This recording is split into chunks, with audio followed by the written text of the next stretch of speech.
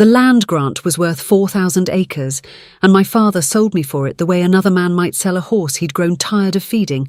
except a horse, at least, gets fed until the sale is final. I got married on a Tuesday morning in March of 1852 to a man I had spoken to exactly twice, in a ceremony my father did not attend because he considered his presence beneath the occasion. And by Tuesday evening, I understood that I had not been given to my husband as a wife at all. I had been given to him as a witness. My name is Cordelia Ashworth Reyes, and this is the story of how being called worthless by everyone who was supposed to love me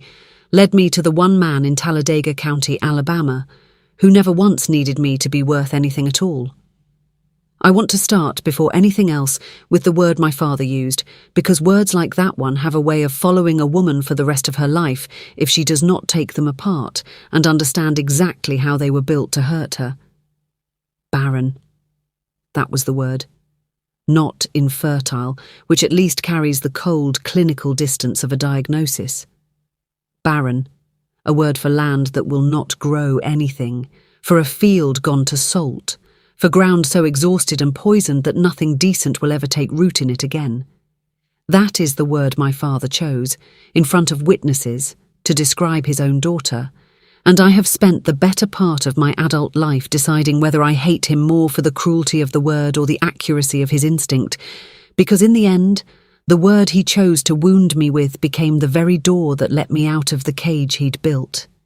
Let me take you back to where this begins, because you cannot understand the transaction without understanding the 11 years that made it possible. I was born in 1826 on my father's cotton plantation, 8 miles outside Talladega, in the hill country of east-central Alabama, the only surviving child of Reginald Ashworth and his wife, Constance, who had lost 3 infants before me and 2 more after, each death carving my father's ambitions for a dynasty a little smaller, and his patience with disappointment a little thinner. By the time I was born, healthy and, for the first several years of my life, entirely ordinary in every observable way, my father had already decided that whatever hopes he'd carried for a large family of sons to inherit and expand his land were dead, and I was, whether I liked it or not, the last vessel he had for carrying his name and his ambitions forward into the next generation. The Ashworth plantation was, by the standards of that part of Alabama, a modest but respectable operation, 1,800 acres of cotton and corn, 63 enslaved people, working the fields and the household, a 2-story house my grandfather had built when the land was first cleared, and a reputation, in the small society of Talladega County's planter class, for careful, unspectacular management. My father was not a wealthy man by the standards of the great black belt planters further south and west, but he was a proud one, and pride, in a man with limited means and outsized ambition, is a dangerous combination for anyone who depends on his good opinion. I was raised with more freedom than most planters' daughters, if I'm honest, in those first years. My mother, gentle and worn thin by grief for the children she'd lost, indulged my curiosity in ways my father tolerated because he had not yet decided I was worth correcting. I learned to ride before I learned to sew properly. I spent long afternoons in the company of an enslaved woman named Hetty, who ran the plantation's kitchen and who taught me, alongside her own daughter Prissy, more about the practical management of a household than any of the finishing lessons my mother later insisted upon. I did not understand in those early years that the affection I felt for Hetty and Prissy existed inside a system designed to make that affection irrelevant to their own freedom, their own safety, their own lives. That understanding came later, slowly, and cost me more than I can easily explain. The trouble that would come to define my life began when I was 15, in the spring of 1841, when I fell from a horse during a hunt my father had insisted I join despite my mother's objections. I did not break anything visible. I stood up from the fall bruised and shaken but whole, walked back to the house under my own power, and by every outward measure recovered within a matter of weeks. It was only later, years later, when I had been married and unmarried and married again, and had still not conceived a child despite every effort and every prayer, that a physician in Montgomery suggested, delicately, that the fall might have caused an internal injury too subtle to have been noticed at the time, the kind of injury that sometimes quietly and without external symptom ends a woman's capacity to bear children. I do not know even now whether that diagnosis was accurate. I have come to believe it does not matter whether it was accurate. What matters is that by the time I was 20 years old, in 1846, I had been married once already, to a man named Harlan Whitfield, a modest planter from the next county over, a marriage arranged by my father with the same careful attention to land and connections he brought to every decision of consequence. And after 4 years of that marriage, with no child to show for it, despite Harlan's increasingly bitter insistence that the failure could not possibly be his own, the marriage had ended, not through any legal mechanism so much as through Harlan's outright abandonment, a departure west to Texas that left me at 24 back in my father's house, unmarried in all but the technical sense, and carrying a reputation that followed me through every parlour in Talladega County like smoke. Barren, that is what they called it, once Harlan's family began, quietly and then not quietly at all, to spread the story of his failed marriage in whatever direction placed the blame most conveniently away from their own son. Barren, unfit, damaged. The specific vocabulary varied depending on who was speaking, but the meaning underneath it never changed. I was 24 years old, twice returned to my father's house like unwanted merchandise, and in the calculus of a southern planter's daughter's worth, I had become, in the space of 4 childless years, very close to worthless. If you're already recognizing the particular cruelty of being reduced to your usefulness and finding yourself wondering how a woman survives that kind of judgment, stay with me, because Cordelia's story is not, in the end, about proving them wrong through what her body could or couldn't do. It's about discovering what she was worth all along, in the one place nobody thought to look. Drop a comment telling me where you're watching from, because this story only gets more complicated from here. My father's plantation, like most in that part of Alabama by the early 1850s, had begun to feel the pressure of a changing agricultural economy. Cotton prices fluctuated with a volatility that punished planters who had overextended themselves on credit, and my father, whose ambitions had always outpaced the modest scale of his operation, had spent much of the previous decade acquiring land through purchase and mortgage in ways that left him by 1851 more leveraged and more anxious than he ever admitted to my mother or to me. It was in this context, a father whose finances were more precarious than his pride allowed him to acknowledge, and a daughter whose marriageability had collapsed under the weight of a word he'd chosen to believe about her, that the opportunity presented by Emiliano Reyes first came to my father's attention. I need to explain who Emiliano Reyes was, and why his existence complicated everything about the world my father had built his life around, before I can explain how he came to be handed my future. Emiliano's father, a Spanish-descended planter named Alonso Reyes, had come to Alabama in the 1820s from Louisiana, part of the wave of settlers drawn west and north by the rich cotton land opening up after Indian removal cleared the territory for white settlement. Alonso Reyes had taken as his common-law wife, in the loose and legally unrecognized fashion the frontier sometimes permitted before territorial law hardened around such things, a free woman of color named Amara, herself the daughter of a free black mother and, by most accounts, a white father from further down the Gulf Coast. Emiliano, born in 1819, was their son, legally acknowledged by Alonso, educated at his father's considerable expense, and left upon Alonso's death in 1847 as the inheritor of a substantial parcel of land that Alonso had, through careful and unusual legal manoeuvring, managed to secure in Emiliano's name before his death, in a state where the racial status of a mixed-race heir made such inheritances precarious at the best of times. What made Emiliano's position genuinely unusual and genuinely valuable to a man in my father's precarious financial circumstances was a federal land grant Alonso had secured decades earlier, tied to service in a border militia action against Creek forces in the years before Alabama statehood, a grant that specified, in language written before the racial codes of Alabama had fully hardened, that the land would pass to Alonso's legitimate heirs, a category that Emiliano, despite the complications of his mother's race, had successfully defended in territorial court in 1848, after a bitter and expensive legal challenge from white relatives who contested his claim. The grant covered nearly 4,000 acres of prime bottomland along the Coosa River, land that dwarfed my father's own modest holdings, land that, if consolidated with my father's existing acreage through the right kind of arrangement, would have transformed the Ashworth family from minor anxious planters into one of the most substantial landholding families in the county. But there was, my father understood with the particular clarity of a desperate man calculating his options, a specific legal mechanism required to access that consolidation. Alabama law of the period, in its various and often contradictory provisions governing the property rights of free people of color, made certain kinds of land transfers and business partnerships between white and mixed-race landholders complicated, restricted, or outright forbidden, depending on how a given county's courts chose to interpret an increasingly hostile legal environment for free black and mixed-race citizens as the decade wore toward the 1850s. A marriage, however, particularly a marriage where the white party retained certain legal controls over jointly held property. A marriage my father, after considerable and careful research through a Montgomery attorney, determined could be structured in a way that gave him significant practical authority over the combined estate, offered a path around those restrictions that a simple business partnership never could. Emiliano Reyes needed, for reasons of his own that I would not fully understand until much later,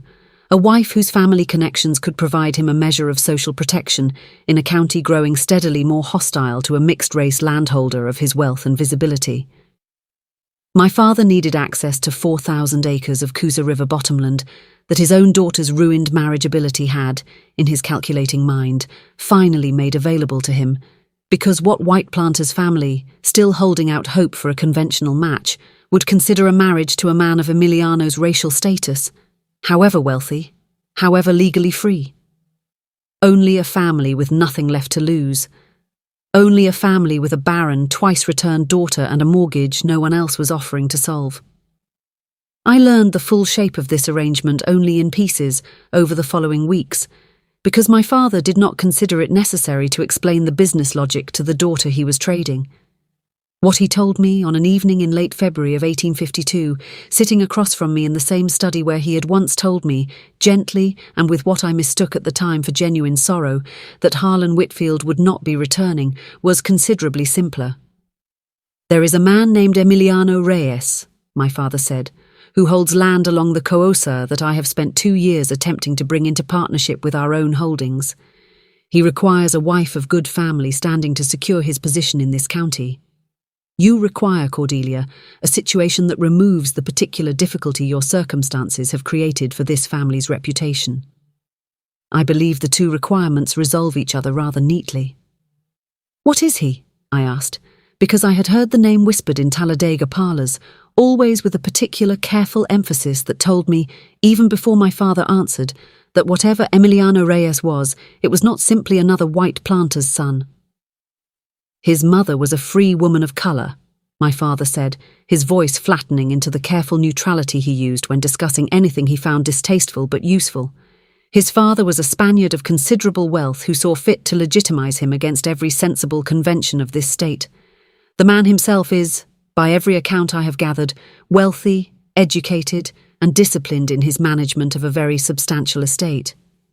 He is also, by the plain fact of his birth, a man this county will never fully accept as its social equal, regardless of the size of his land grant,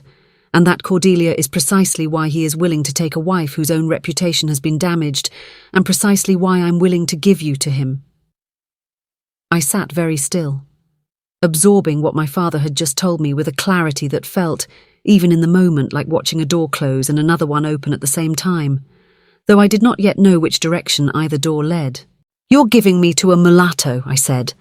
using the word my father would have expected me to use, testing its weight in my own mouth. "Because no white man in this county wants a barren wife, and no white family in this county wants a mixed-race son-in-law, and you have decided that two undesirable arrangements might cancel each other into something you can profit from." "I would put it rather less crudely," my father said, "but I will not insult you by pretending you have misunderstood the shape of it." "And if I refuse?" My father looked at me for a long moment, and I watched something in his face settle into the particular hardness I had seen only once before, the day he'd informed me that Harlan Whitfield had left for Texas without so much as a letter of explanation. "Then you will remain in this house," he said, "unmarried, increasingly unwelcome in whatever society still tolerates your presence out of memory of better days, and entirely dependent on my continued goodwill, which I will tell you plainly, Cordelia, has been considerably strained by 4 years of watching you fail at the one thing a daughter is meant to accomplish for her family. This is not a punishment I am offering you. It is, I believe, the last genuine opportunity either of us is likely to see for your future." I did not answer him that night. I sat alone afterward in the small parlour my mother had once favoured, before her own grief had worn her down to a woman who spoke rarely and asked for nothing. And I thought about the word Barren, and I thought about Harlan Whitfield's cold, accusing silences in the last year of our marriage, and I thought, with a clarity that frightened me even as it steadied something in my chest, that whatever Emiliano Reyes turned out to be, he could not possibly diminish me more thoroughly than the world I had already lived 24 years inside. If you're sensing that this transaction is more complicated than a simple trade of a daughter for land, that there are 2 people here being used as instruments in someone else's calculation, you're exactly right. And understanding that complexity is essential to what comes next. Stay with me, because Emiliano Reyes is not the man either Cordelia or her father expects him to be, and the reason why changes the entire shape of this story. I met Emiliano Reyes for the first time on the 18th of March, 1852, 11 days before our wedding, at a formal dinner my father arranged with the specific intent of finalising the terms both men had, by then already largely agreed upon through their respective attorneys. I want to describe him to you the way I saw him that first evening, because the way I saw him then was so thoroughly, embarrassingly wrong that I think you deserve to understand the distance I had to travel to see him clearly. He was tall, dressed with a precision and quality that exceeded, I noticed immediately, my own father's more provincial tailoring, a man who had clearly spent time in circles more sophisticated than Talladega County's Planter Society, whether in New Orleans, where I would later learn he had studied for 2 years, or in the wider commercial world his father's estate had connected him to. His skin was a light olive brown, his features carrying, in ways I found myself cataloguing with the particular cruel attentiveness Southern society had trained into me since childhood, evidence of both his Spanish father and his mother's African and European ancestry in equal, undeniable measure. He was, by any honest reckoning, a strikingly handsome man, and I remember being almost angry about that fact, as though his handsomeness were one more injustice in an evening already thick with injustices I could not name aloud. He did not speak much during that first dinner, deferring to my father and to the Montgomery attorney present to finalise the legal terms of what was, unmistakably, a business arrangement dressed in the language of courtship. But I noticed, even then, the particular quality of his silence, not the sullen or resentful quiet of a man forced into an uncomfortable transaction, but something more controlled, more deliberate, the silence of a man who had learned, through long practice, exactly how much of himself was safe to reveal in a room full of white men calculating his usefulness. It was only once, near the end of that dinner, when my father made an offhand remark about my failed first marriage, delivered, I understood even then, as a kind of preemptive apology for the damaged goods he was delivering, framed instead as candour, that Emiliano Reyes looked at me directly for the first time all evening, and I saw in that brief exchange of glances something I did not expect at all. Not pity, not the calculating assessment I'd braced myself for, something closer to recognition, as though he understood, in a way none of the white men at that table could possibly understand, exactly what it cost to sit in a room and be discussed as a problem requiring a convenient solution. We were married 11 days later, on the 29th of March 1852, in a ceremony conducted at my father's house by a minister my father had specifically chosen for his willingness to perform the service without excessive commentary on the racial dynamics involved. A ceremony my father did not attend, sending word on the morning itself that urgent business in Montgomery required his presence, A business trip I understood even then to be a fiction constructed to spare him the discomfort of publicly witnessing the transaction he had arranged. My mother attended, silent and pale, and left before the small wedding supper had concluded, pleading a headache that I suspected, then and now, was as much emotional as physical. By that evening, I was Mrs. Cordelia Reyes, wife to a man I had spoken with directly, in total perhaps 40 minutes across 2 brief meetings, and I travelled that night, in a carriage he had sent for the purpose, to the estate along the Coosa River that would be my home for the rest of my life, uncertain of almost everything except the growing, uncomfortable understanding that whatever I had expected from this arrangement, I did not yet understand what I had actually walked into. The Reyes estate, Amara's Rest Emiliano called it, after his mother, a name I would come to understand carried more weight than I initially grasped,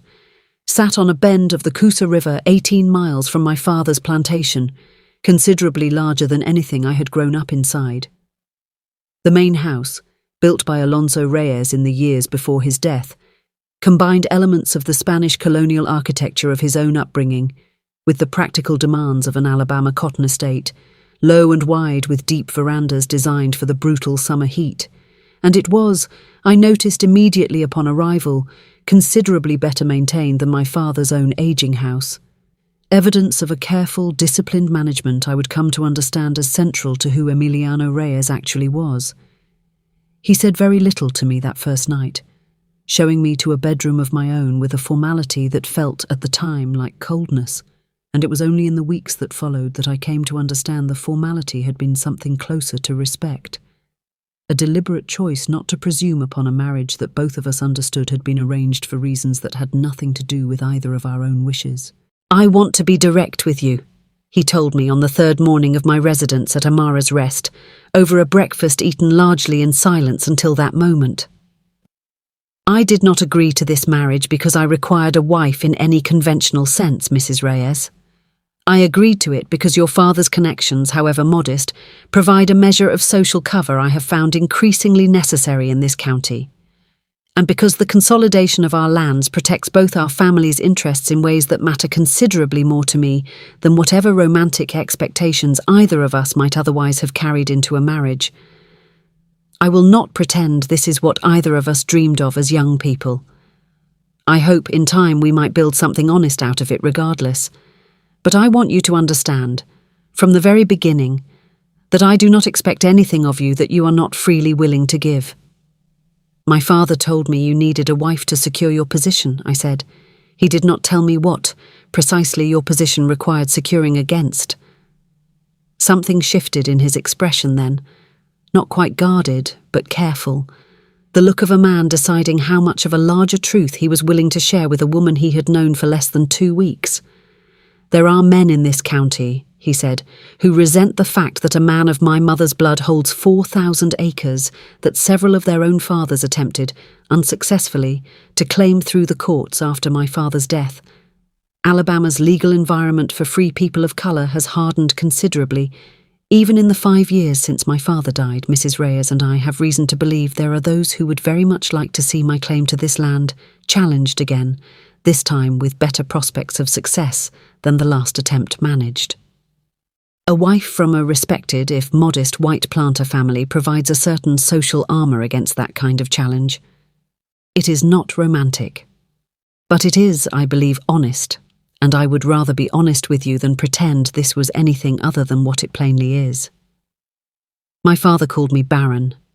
I said, the word coming out of me before I fully decided to say it. "In front of witnesses, as the explanation for why I was available to be given to you at all. I would rather you understood exactly what you received, Mr. Reyes, than discover later that you had married a woman whose own family considered her defective." He set down his coffee cup with a care that felt, in the moment, like the most considered gesture I had ever watched a man make.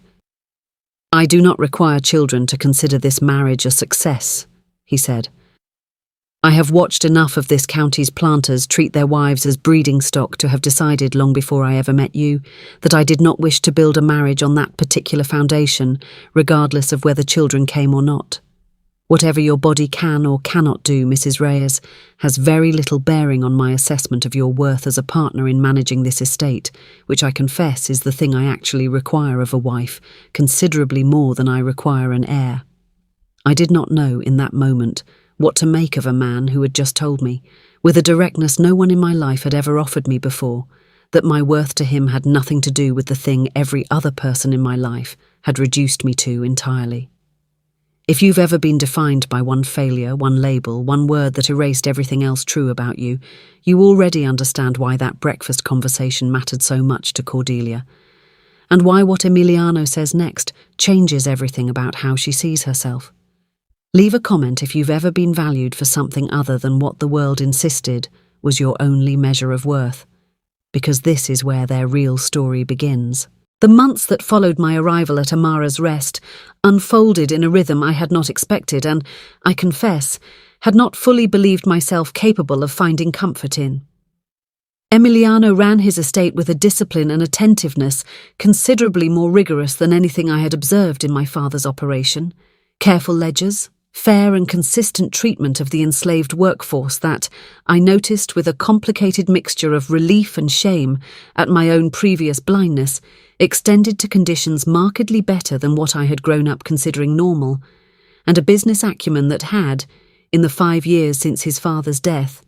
grown the estate's productivity and profitability considerably beyond what Alonso Reyes had left him. He began, within weeks of my arrival, including me in the management of the household accounts, a task I discovered I possessed a genuine aptitude for, having spent years managing the more modest domestic economy of my father's house, without ever once being credited for the skill it required. He asked my opinion on decisions regarding the household staff, the provisioning of supplies, the scheduling of the harvest, and I found myself, for the first time in my adult life, offering opinions that were not simply tolerated, but genuinely considered, weighed against his own judgment, with a respect I had never once received from Harlan Whitfield, or, if I am honest, from my own father. "You have a sharper eye for the ledgers than my own overseer," he told me one evening in early summer, several months into our marriage, reviewing a set of accounts I had reorganized according to a system of my own devising that made discrepancies considerably easier to trace. "I begin to think your father undersold you rather badly in his negotiations, Mrs. Reyes, though I confess I am not eager to point that out to him directly." "He would tell you I am undersold in every regard except the one that mattered to him," I said, and found, to my own surprise, that I could say it now with something closer to dry amusement than the old, familiar sting. "Then your father," Emiliano said, "measured value with a very narrow instrument, and I find myself increasingly grateful for his poor judgment, since it delivered to my household a partner considerably more capable than the arrangement's original terms led me to expect." It was in these small accumulating exchanges, a shared laugh over a difficult tenant, a late evening spent together reconciling a discrepancy in the cotton yield, a quiet walk along the river he took each evening after supper, which I began tentatively at first to join him on, that I began to understand the true shape of Emiliano Reyes, so different from the careful, guarded man I had married 11 days after our first meeting. He had been raised, I learned, in fragments over those months, in a household that occupied a genuinely unusual position in the racial hierarchy of the Deep South, legitimized by his father's wealth and legal maneuvering, educated with a thoroughness few free black or mixed-race children in Alabama could ever hope to receive, and yet permanently marked, in the eyes of the white society that surrounded him, as something other than fully belonging, regardless of his wealth, his education, or his father's careful legal work to secure his inheritance. He had spent 2 years in New Orleans as a young man, in the more fluid and cosmopolitan racial environment of that city's free community of color, before his father's failing health called him back to Alabama, and he spoke, on the rare evenings he allowed himself to speak freely, of that period with a wistfulness that told me it represented a version of freedom he had never fully found again. "In New Orleans," he told me one evening in July as we walked along the Coosa in the long golden light of a southern summer evening, "there is a whole world of people like myself, free, educated, prosperous, and yet never quite permitted to forget that our freedom exists at the pleasure of a society that could, with a change in law or temperament, decide to revoke it. I loved it there in a way I have never quite managed to love Alabama, though Alabama is where my father's land is, and where my mother is buried, and where I suppose whatever life I am permitted to build must ultimately take place. Do you wish you had stayed? Every day, he said, with a frankness that surprised me. And every day I remind myself that a man who abandons his inheritance out of homesickness for a more comfortable illusion of freedom is not, in the end, choosing freedom at all. He is simply choosing a different kind of cage, one that feels more pleasant because its bars are harder to see. I found myself, in those months, falling into something I had not expected to find in a marriage constructed so entirely out of transaction and convenience. A genuine intimacy built not on romantic pursuit, but on the slow accumulation of respect, of shared work, of conversations that treated me, for the first time in my adult life, as a mind worth engaging rather than a body to be assessed for its usefulness. I do not know precisely when I understood that what I felt for Emiliano had become something considerably deeper than the careful, businesslike partnership we had both entered the marriage expecting, but I remember the evening it became undeniable with a clarity that has not faded in all the years since. It was in September of 1852, 6 months into our marriage, during the harvest season that demanded every hour Emiliano could give it, that a fever swept through the enslaved quarters of Amara's Rest, striking hardest among the children, and I found myself alongside Emiliano and against every instinct my own upbringing had trained into me about the appropriate distance a mistress kept from such matters. Spending 3 days and nights alongside him, tending the sick, boiling water, administering what remedies the estate's own healer, an older enslaved woman named Sarah, could provide, and watching with a fear that surprised me in its intensity as a young boy named Isaiah, no older than 5, hovered for 2 days at the edge of a fever that threatened to take him the way it had already taken 2 other children on neighbouring estates that season. "You did not need to be here for this," Emiliano told me, on the second night, both of us exhausted, sitting together in the flickering lamplight of the small cabin where Isaiah's mother kept her desperate, sleepless vigil. "This is not what your father raised you to consider your responsibility." My father raised me to consider a great many things my responsibility that I have come in the last 6 months to understand were never worth the weight he gave them, I said. This boy is 5 years old and frightened, and his mother has not slept in 2 nights. I find I would rather be here,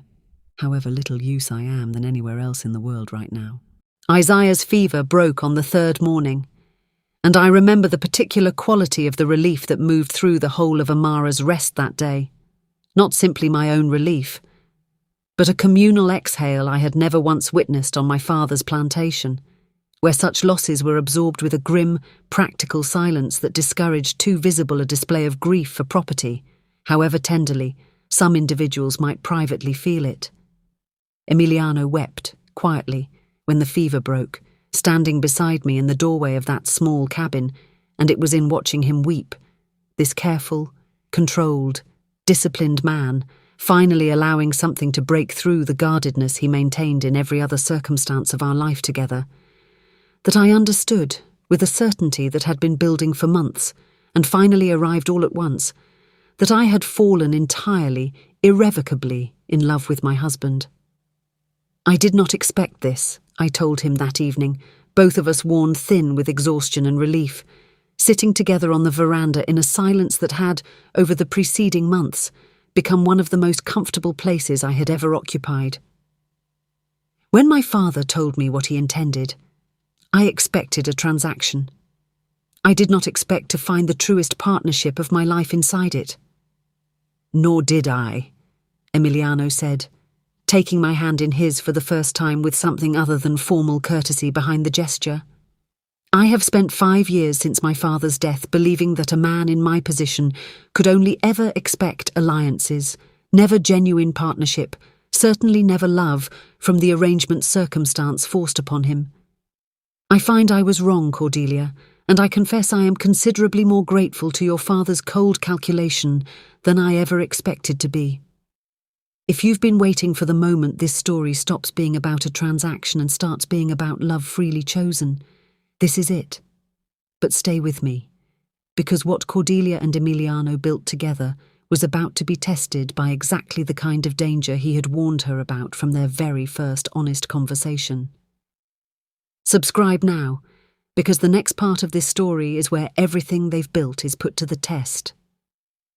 The danger Emiliano had spoken of that first week of our marriage. The men in the county who resented his claim to Amara's rest and had once attempted unsuccessfully to challenge it through the courts, had not disappeared simply because our marriage had, against every expectation, become something genuinely happy.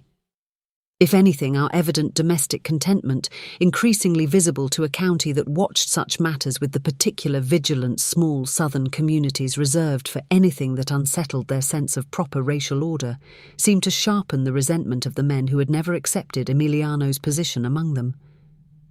The leader of that resentment, I came to understand over the following year, was a planter named Josiah Cranfield, whose own family had been among those who contested Emiliano's inheritance in the 1848 court case and lost, and whose bitterness over that loss had, in the years since, hardened into something closer to obsession. Cranfield held land adjacent to the northern boundary of Amara's Rest, land considerably less productive than Emiliano's own bottom land, and he had spent years, I learned, quietly building relationships with the county's more sympathetic judges and legislators, positioning himself for another attempt at the inheritance he believed rightfully belonged to white claimants rather than what he termed, in conversations that reached me through the careful, worried reports of our household staff, a mongrel who ought to be grateful for whatever scraps a Christian society allows him,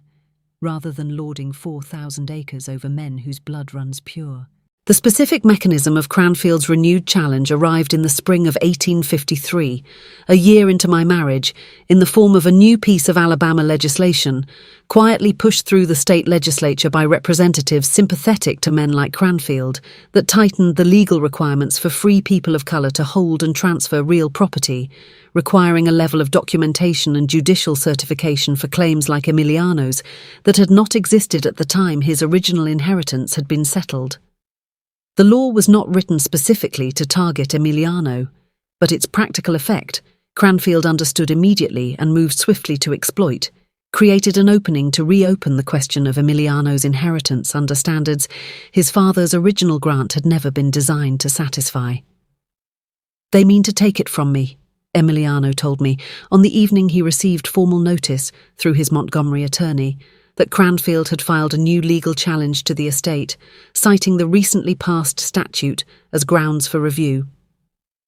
5 years I have held this land, built it into something considerably more productive than my father ever managed, and they mean to strip it from me now on a technicality invented specifically to make that stripping possible. Can they succeed? My attorney believes the law is deliberately ambiguous enough that a sympathetic judge could rule either way, he said, and Cranfield has spent years cultivating exactly the kind of sympathetic judge this challenge requires. I do not know, Cordelia. I have spent my whole life understanding that whatever security my father's careful legal work provided me was always more fragile than white society's own claims to their land, and I confess I had allowed myself these past year to believe that fragility might not catch up with me after all.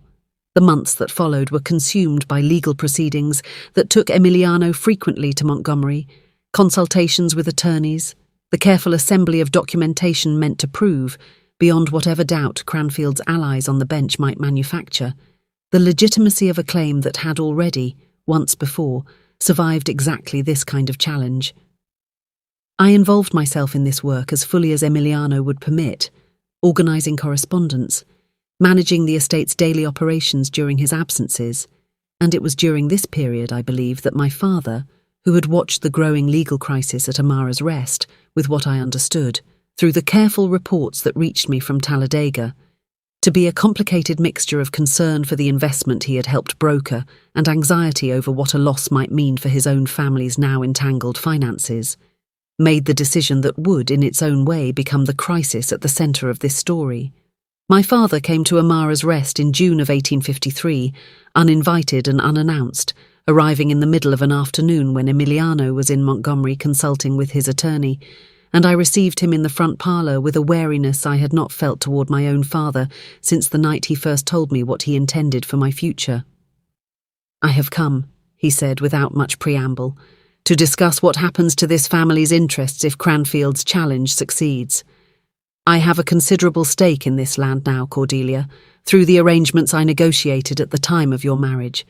and I find myself increasingly concerned that your husband's legal position is weaker than either of us understood when this arrangement was made." "You came to discuss protecting your investment," I said, "not to ask after my well-being or my husband's." "I came," my father said, with the particular sharpness he reserved for moments when he felt his practical concerns were being unfairly characterized as something crueler than he intended them, "to suggest that there may be a path to protecting this family's interests regardless of how Cranfield's challenge resolves. If the marriage were dissolved, Cordelia, and the property arrangements restructured such that the Ashworth family's claim to a portion of this land existed independently of Emiliano Reyes's own contested status, we might preserve at least a share of what stands to be lost entirely if his claim fails and the whole estate reverts to challenge." I sat very still, absorbing what my father had just suggested with a horror that took a moment to fully register.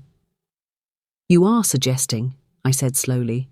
"that I abandon my husband in the middle of the greatest crisis of his life, in order to salvage your own financial interest in his land before a court can strip it from him entirely." "I am suggesting a practical response to a precarious situation," my father said. "I understand this is not what you wish to hear, Cordelia, but I would be failing in my responsibility to this family if I did not raise it. Whatever affection you have developed for the man, the plain fact of his racial status makes his hold on this property fundamentally unstable in a way that will only worsen as this state's laws continue to harden. A woman in your position cannot afford sentiment when practical security is at stake." "You called me Barren," I said, the old word rising in me now, not with the old shame, but with a fury that had been building, I understood in that moment, for the better part of 2 years. "You called me worthless in front of witnesses, and you gave me to a man you believed to be so far beneath consideration that my ruined reputation was an acceptable price for his land. And now that I have found in that same arrangement you constructed purely for your own financial advantage, the first genuine happiness and the first genuine respect I have ever received from anyone in my life, you have the audacity to suggest I abandon it, and him, because your investment has grown uncertain. Cordelia, I would rather lose every acre of this estate standing beside my husband," I said, "than keep a single acre of it purchased by abandoning him in the moment he needs me most. You may leave, Father. I have work to do that matters considerably more than protecting whatever remains of your investment. If you've ever had to choose between the family that raised you and the family you chose for yourself, you already know how impossible and how clear that choice can be at the very same time. Comment below if you've ever had to draw that line, because Cordelia's choice in this moment shapes everything that follows." My father left Amara's rest that afternoon without another word, and I did not see him again for nearly 3 years, a silence I did not regret then and have not regretted since, though I confess it carried its own particular grief. The grief of understanding that the family you were born into and the family you build for yourself are not always, in the end, the same family at all. I told Emiliano about my father's visit the evening he returned from Montgomery, watching his face carefully as I recounted the suggestion my father had made, uncertain in that moment whether even a man as steady as Emiliano might feel, underneath his composure, some fear that I too might eventually calculate my own interests the way my father had suggested I should. "And what did you tell him?" Emiliano asked, when I had finished, his voice carefully neutral in a way that told me he was bracing himself for an answer he feared. "I told him I would rather lose everything standing beside you than keep anything purchased by leaving," I said. "I told him I did not marry you to protect his investment, and I do not intend to abandon you to protect it either." He was quiet for a long moment, and when he finally spoke, his voice carried a rawness I had heard from him only once before. The night Isaiah's fever finally broke. "I have spent my whole life understanding that my security in this world was conditional," he said, Conditional on my father's careful legal work, conditional on the goodwill of a society that has never fully accepted my right to exist as I am, conditional, I confess, on the goodwill of a wife I married for reasons that had nothing to do with love and everything to do with practical advantage. I did not expect, Cordelia, to find in this marriage the one thing in my life that has never once felt conditional. I do not have the words to properly thank you for that. I am not certain such words exist. Then don't thank me, I said. Just let me help you keep this land. We will fight Cranfield together, and whatever the courts decide, they will decide it knowing that I stood beside you the entire way, not because a marriage contract required it, but because I chose to, every single day since I understood what I actually felt for you. The legal battle that followed consumed the better part of the next 18 months, a grinding, exhausting campaign of documentation, testimony, and courtroom manoeuvring that tested both our resources and our patience in ways neither of us had fully anticipated when the challenge first arrived. Cranfield's allies proved as formidable as Emiliano had feared. A sympathetic circuit judge, a legal argument constructed with genuine sophistication around the ambiguities of the new statute, and a campaign of social pressure throughout the county that saw several of Emiliano's business relationships quietly wither as white merchants and factors, sensing which way the political wind was blowing, grew increasingly reluctant to extend him the credit and cooperation his operation required. I threw myself into the fight with an intensity that surprised even me, drawing on the skills I had developed managing my father's household accounts and refined during my marriage's first happy year, organizing Emiliano's financial documentation into a presentation so thorough and so carefully cross-referenced against the original 1848 court records that his attorney told us, more than once, it represented the strongest possible defense the law could support.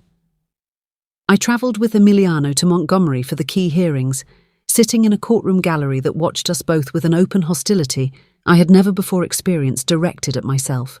and understood, in those long, uncomfortable hours, a small fraction of what Emiliano had carried his entire life. The particular exhaustion of existing in rooms where your right to exist at all was treated as a legitimate subject for debate.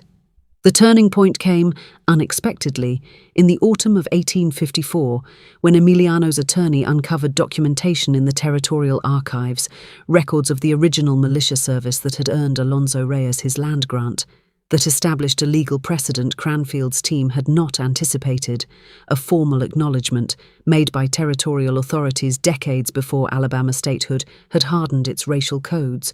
of the specific legitimacy of grants made to the mixed-race children of militia veterans under the exact circumstances of Emiliano's inheritance. It was not, the attorney was careful to warn us, a certain victory. Alabama law of the 1850s bore little obligation to honour territorial-era precedent, and the sympathetic judge presiding over the case retained considerable discretion to rule as he wished regardless of the historical record. But it gave the case a foundation sturdy enough that even Cranfield's allies began, through the winter of 1854, to grow uncertain of the outcome, and the political pressure that had once seemed to guarantee Cranfield's success began, slowly, to shift. The final ruling came in March of 1855, 3 years almost to the day after my wedding to Emiliano, in a courtroom in Montgomery, where I sat beside my husband holding his hand with a grip I did not loosen through the entire reading of the judge's decision, a decision that ultimately, against the confident expectations Cranfield's faction had carried into the proceedings, upheld Emiliano's claim to the full 4,000 acres of Amara's Rest, citing precisely the territorial precedent his attorney had unearthed, and dismissing Cranfield's challenge with a finality that closed once and for all the question that had shadowed the first 3 years of our marriage. "We keep it," Emiliano said, outside the Montgomery courthouse, his voice breaking on the words in a way I had heard from him only twice before. Once the night Isaiah's fever broke, and once the evening I told him what I had said to my father. "Cordelia, we keep it. All of it. We kept it together," I told him, and meant it more completely than I had ever meant anything in my life. If you've made it this far, you already understand this was never really a story about land, or even about the marriage that was arranged to secure it. It was about 2 people the world had decided were worth less than they were. discovering in each other exactly how wrong that world had been. Stay with me because there's more of this story to tell, and I promise the ending is worth the wait. We returned to Amara's Rest in the spring of 1855 to find our household, our workforce, and the wider community of enslaved people who had watched the 3-year legal battle unfold with an anxiety I had not fully appreciated until I saw the depth of their relief upon our return, greeting the news of our victory with a celebration that lasted well into that first evening home. It was in the weeks that followed, in the settling calm after 3 years of crisis, that Emiliano and I finally allowed ourselves to build the kind of life we had, in truth, been constructing all along beneath the weight of the legal battle, a genuine partnership, deepened rather than diminished by everything we had survived together. It was also in those months, in the summer of 1855, that I discovered, to an astonishment that took weeks to fully settle into belief, that I was carrying a child. I want to describe the particular quality of that discovery because I think it matters more than the simple biological fact of it. I had spent 11 years, since my fall from that horse at 15, believing myself incapable of this, had built an entire identity, however painful, around the word Barren that my father had used to describe me, and that Harlan Whitfield's family had spread through Talladega County with such casual cruelty. I had told Emiliano on the 3rd morning of our marriage precisely what I believed myself to be, and he had told me, with a directness I had carried in my heart every day since, that it did not matter to his assessment of my worth. I had believed him. I had built a marriage, a partnership, a genuine love, on the foundation of not needing this particular thing to be true in order to be valued. And then, in the summer of 1855, 3 years into a marriage I had entered believing myself defective, I discovered that whatever injury the fall at 15 had caused, whatever diagnosis the Montgomery physician had once offered as an explanation for 4 childless years with Harlan Whitfield, it had not, in fact, been the permanent verdict everyone, myself included, had assumed it to be. "I do not know how to feel about this," I told Emiliano, the evening I finally worked up the courage to tell him what the physician who examined me had confirmed. I built so much of what I understand about myself around the belief that this was impossible. I do not know how to be a woman who was wrong about something so fundamental. "You were never wrong about your worth," Emiliano said, taking both my hands in his. "You were only ever wrong about what determined it. This child, if all goes well, will be a gift we did not require to love each other completely. But Cordelia, I confess I am glad, for your sake as much as my own, that the world's cruelest word for you turns out not to have been the truth after all. Our daughter, whom we named Amara, after Emiliano's mother, and my own middle name, Grace, was born in February of 1856, healthy and strong, delivered after a difficult labour that frightened both of us more than either would fully admit to the other until well after her safe arrival. I held her in the first hours of her life and thought, with a clarity that has never once faded in all the years since, of my father's word, Barren, and understood that whatever truth or falsehood had lived inside that diagnosis, it had never once been the truest thing about me, and it had taken a man the world called unworthy of me to teach me that distinction. We had 2 more children in the years that followed, a son, Alonzo, named for Emiliano's father, born in 1858, and a second daughter, Constance, named for my own mother, born in 1861, just as the nation began tearing itself apart over the very system of enslavement that had shaped every circumstance of both our lives. Emiliano freed, formally and with the careful legal documentation his father had taught him to value, every person enslaved at Amara's Rest in the early months of 1862, ahead of the emancipation that would eventually come through federal law, a decision he made, he told me, not out of any illusion that the war's outcome was yet certain, but because he had decided he could no longer, in good conscience, hold the very system of ownership that had once, in a different configuration, threatened to strip his own freedom and his own land from him through nothing more than the accident of his birth. Many of those we freed chose to remain at Amara's Rest as paid labourers and tenant farmers in the years that followed, building lives on land where they had once been held in bondage, a transformation that was neither simple nor without its own painful complications, but that Emiliano and I worked for the remainder of our lives together to make as just and as sustaining as the circumstances of Reconstruction-era Alabama allowed. My father, I should tell you, did eventually return to some measure of relationship with me, though never a close one. He wrote in 1856, upon learning of Amara's birth, a letter I have kept all these years, not out of sentiment, but out of a stubborn insistence on remembering exactly what he wrote and exactly what it cost him to write it. "I was wrong about you," the letter said in its entirety, beyond the formal courtesies that opened and closed it. "I do not know how to properly apologize for the word I used, or for what I traded you for. I hope, whatever you think of me, that you know I am glad you found happiness I never once believed possible for you." I wrote back eventually, a shorter letter than his, telling him only that I had, and that I hoped he understood the happiness had come not despite what he traded me for, but in spite of it, built by my own choice and Emiliano's,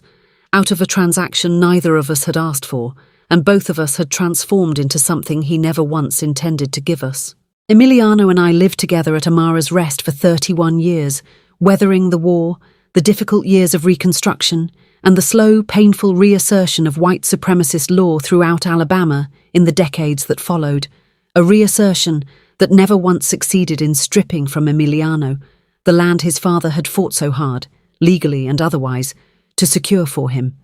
He died in 1883 of a heart ailment that had troubled him for several years, and I held his hand through the last of it, in the same house where a formal, careful young bride had once sat across from a formal, careful young husband and been told, with a directness that changed the entire shape of her life, that her worth had never once depended on the thing the world insisted was her only measure. "You were the truest partnership of my life," he told me in his final days, "in a marriage that began as nothing more than a transaction between two men who saw us both as instruments of their own advantage." I have thought often about how strange it is that the thing they built to serve their own interests became the very thing that saved us both from the lives they intended for us. I lived 14 years beyond him, surrounded by our 3 children and eventually their own children, on land that remained, through every subsequent legal and political storm Alabama's history produced, exactly as securely ours as it had been the day the Montgomery court finally, definitively confirmed it. I died in the spring of 1897 at Amara's Rest, in the same house where I had once arrived as a frightened, 24-year-old bride carrying a word my father had chosen specifically to wound me, and I was buried beside Emiliano on a rise overlooking the Coosa River, under a headstone that reads, "At my own instruction.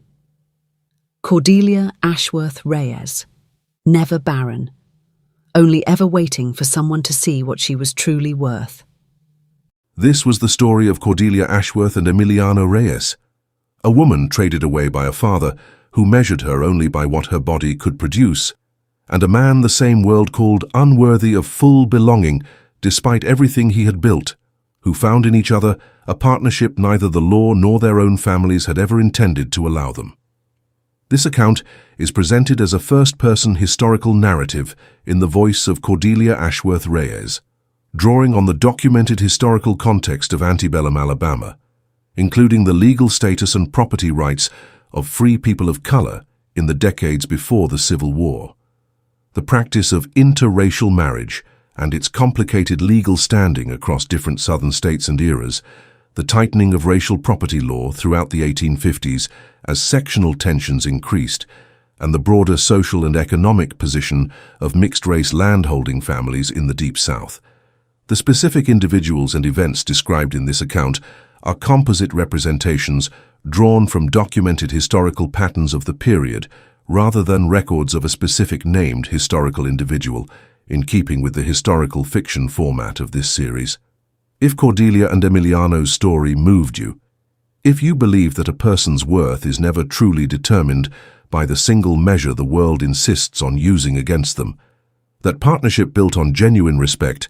outlasts any partnership built on convenience or transaction, and that two people written off by the same cruel calculations can build something neither expected to survive, let alone thrive. Subscribe now and join us as we continue uncovering the stories history tried to bury. Leave a comment telling us where you're watching from. Tell us what stayed with you most. The word her father used. The 3-year legal battle for Amara's rest. The letter he finally wrote admitting he was wrong. The headstone that finally told the truth. Subscribe, comment, share.